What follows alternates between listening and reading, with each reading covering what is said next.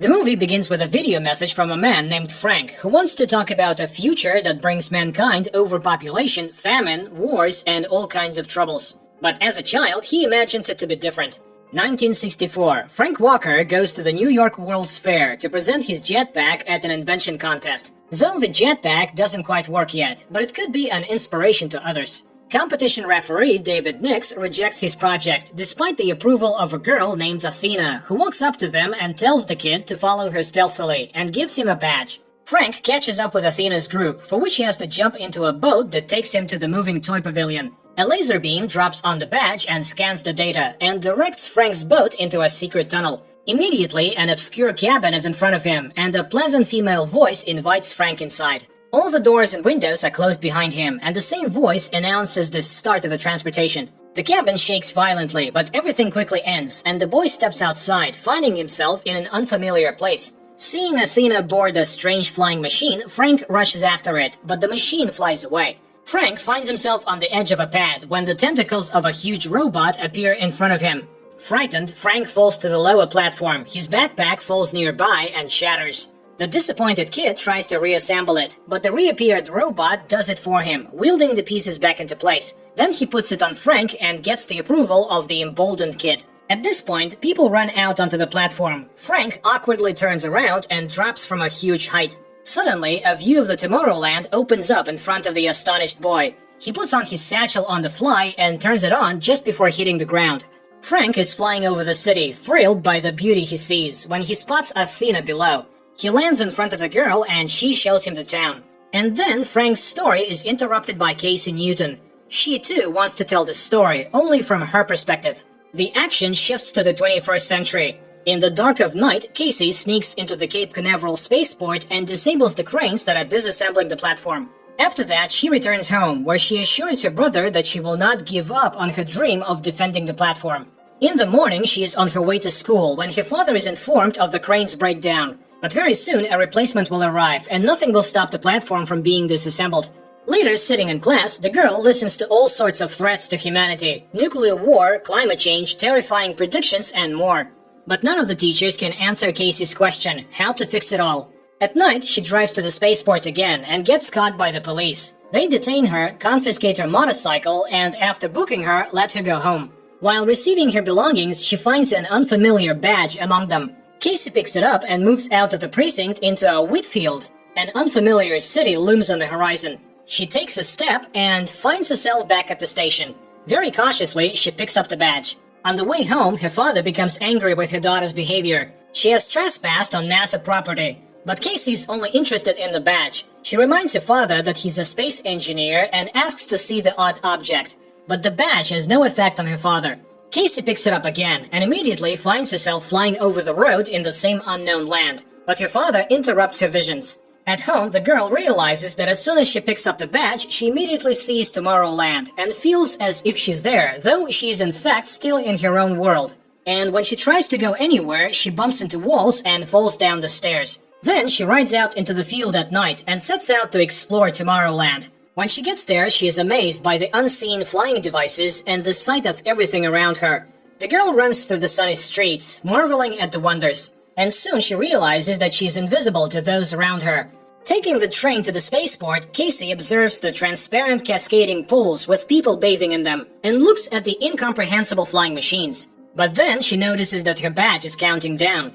And then she hears her neighbors talking, from which it becomes clear that the girl is flying away somewhere 20 light years away. She joins a group of young astronauts at the spaceport, but suddenly feels a strange resistance. The next minute, she sees that her badge has counted down to 0, and she finds herself on the real Earth, waist deep in a lake. Back at home, she and her brother find an ad for the same badge for sale on the internet, and Casey packs up for the trip. Later, Athena comes to Casey's house to track down the girl. Confessing that she's from the future, the girl gets the truth and rushes to catch up. Meanwhile, Casey arrives at a store that sells vintage objects from the future. The salesmen try to find out how Casey got her badge and tell her about a group of geniuses, artists, and scientists, the smartest and most talented people on the earth. They create in secrecy, free from politics, bureaucracy, envy, and greed, in order to make a difference in the world. They call themselves Plus Ultra, and you can get into their city by touching their badge. The next moment, she is subjected to a real interrogation. She is asked questions about the location of a girl she doesn't know. And then they point an unknown weapon at her, which can easily penetrate the roof of the room. Suddenly, a balloon flies into the store. As it unfolds, it paralyzes the Clarks, capturing Casey's arm as well. Athena immediately appears and tells the girl to hurry after her. Waiting for the effects of the bomb to weaken, Athena joins in and decapitates the woman, who turns out to be a robot. Just as the girls run out into the street, there is an explosion in the store. Athena pushes Casey into a car parked by the curb and drives off. On the way, she tells Casey that she was the one who planted the badge on her, but Casey runs off without waiting for her explanation. At this point, Athena begins to glitch, and Casey realizes that the girl is also a robot. Frightened, she jumps out of the car and bolts. Athena runs out next and gets hit by a car. The frightened driver rushes to Athena, and Casey jumps into his pickup and drives away. Athena rushes after her, catches up with the car, climbs in, and pulls out the key. And then she tries to calm down hysterical Casey. She gave her her last badge. Either she goes with her or that world dies. Meanwhile, the Secret Service guys arrive at the scene of the explosion. One of the cops picks up the android's charred skull, and the others stare at it in amazement, then demand an explanation. But then a man arrives who disperses the cops with his weapon and asks them to inform the governor that the girl has been found. Athena confesses that she has been looking for Casey for a long time because she is special. So they go to see someone just as special, Frank Walker. Casey wakes up and realizes that she has just been thrown out onto the road. The outraged girl goes to Walker's house and is attacked by a dog. It tears from its chain, but Casey notices that there are no paw marks on the ground. She realizes it's a hologram and bravely walks to the door. Casey shows her badge, but an unknown force throws her away from the door, and Frank comes out onto the doorstep. He convinces her to go home because what she saw was just a commercial. Stubborn Casey refuses to leave, despite the pouring rain. But suddenly she becomes interested in the many wires stretching out of the house. She walks around and sees many different antennas mounted on the walls and roof. And there is an old tractor standing nearby. The alarm goes off at Frank's house, and he looks outside and sees the car on fire.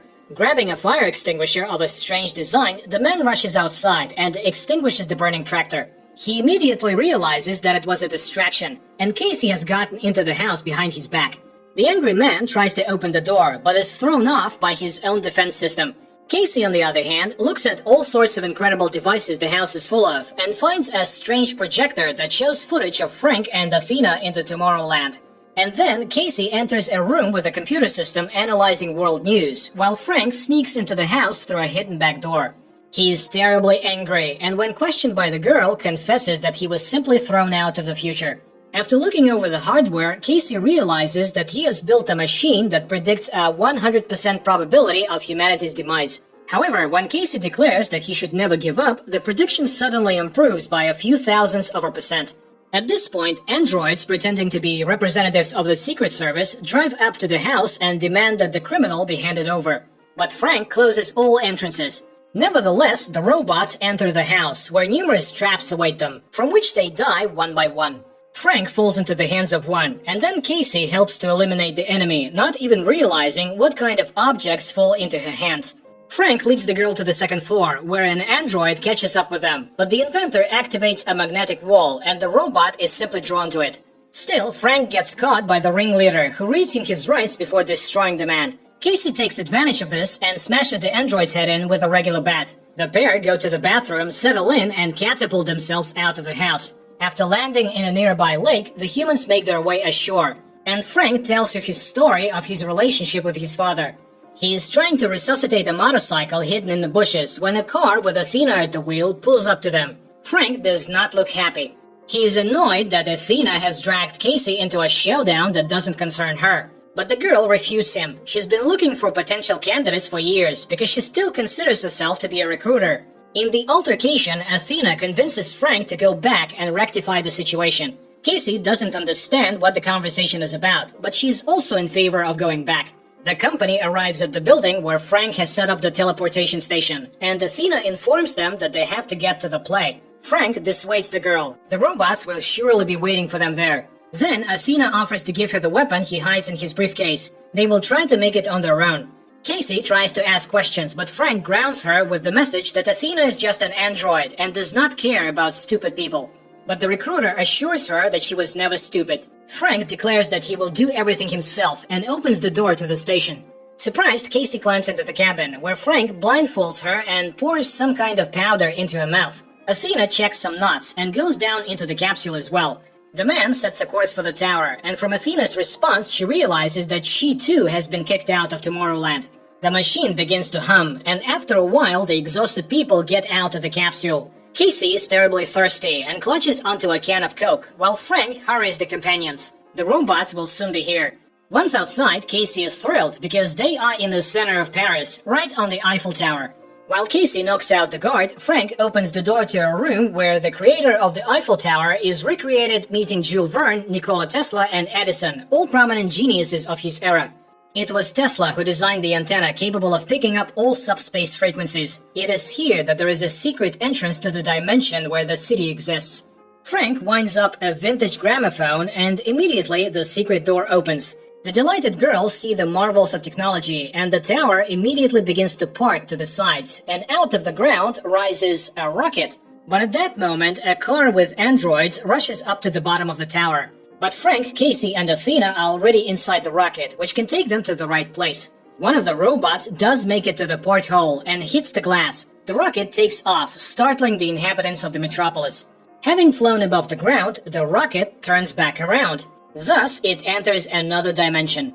The rocket shakes, and Frank notices the glass cracked by the robot's impact. But passing through the shimmer, the rocket lands in the Tomorrowland. Casey comes to her senses from Athena's voice and gets out and looks around. But it's not the bright and cheerful city she saw once. The futuristic city in reality turns out to be sparsely populated, abandoned, and gray. Seeing the machine flying up to them, Frank hands Athena the mega bomb, and she hides it in her body. The trio is greeted by the head of the city, David Nix. He meets Casey and is struck by Frank's claim that she's the one who can save the world.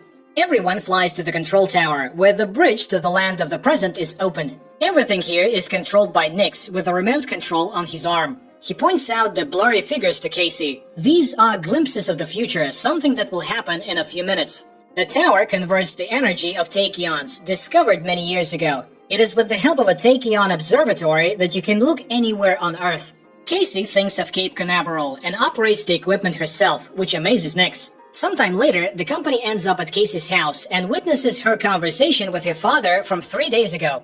So with tachyons, you can travel to the past and the future. Casey leads everyone into the future and sees the inevitable demise of humanity. She stops at the ruins of her own house, and Nix assures her that nothing can be changed. Everything will happen in 58 days. But Nix isn't going to save humanity. If they open the door, everything will happen again in this world. Casey won't put up with it. Frank starts to convince Nix to try to save the world, but he knocks out Frank. He's deported again, and Athena informs him about it. He sees desperate Casey and tries to comfort her. But the girl no longer believes his words. Why was she shown that incredible magic world? And suddenly it hits her. How was Frank picking up their signals? One of the control box is a giant badge that broadcasts negativity and convinces people not to fight back. They need to disable the control unit. They are led to Nix, who opens the way for them to Earth, to an island in the ocean so they can live out their days beautifully. Casey and Frank try to get their point across to him. The transmitter is broadcasting inevitability and programming people to die. But the man refuses to listen to them, and Frank realizes this is his idea. Nix confirms. All of his attempts to convince people to prevent a catastrophe have run into a wall of incomprehension. 99% of those living in real world instead of action have turned warnings of imminent doom into yet another form of entertainment, disaster movies. So he decided to save those who live in a parallel dimension and show the demise of one world to save civilization. Nix says goodbye to Frank, but Frank presses the key on his bracelet and drags the villain with him to the island, ordering Athena to activate the bomb. The robots that appear try to grab Athena, and she throws the bomb to Casey. She herself reprograms the robots, causing them to fight each other, while Frank and Nix wrestle in the sand. Casey sees a glimpse of the future, in which she activates the bomb and repeats her movements. The platform falls down, and Casey loses the bomb. At this point, the door to the shore collapses. Athena manages to open it again. The men run inside, and the bomb explodes on the island. Nix's legs get caught under a fallen rack, preventing him from getting out. He reaches for his gun, but Athena sees his would-be shot and manages to cover Frank with her body, taking permanent damage. She says goodbye to Frank, admitting that machines can feel too. She's been looking for dreamers, and she found them. Dreamers must stick together. Finally, she asks Frank to use her to destroy the Tachyon Observatory, because the bomb is lost. Taking the girl in his arms, Frank flies over the control balloon and fulfills his friend's request. The explosion destroys the observatory and kills Nix. Frank and Casey open a passageway to her father's house because help from engineers is needed. Then they make new badges for the Dreamers. After all, it's not enough to tear down an antenna, you have to build a new one. Their recruiters set out to find new dreamers and creators who are worthy of living in Tomorrowland. That's where the movie ends. Guys, what are your thoughts about the movie? Tell us in the comment section down below.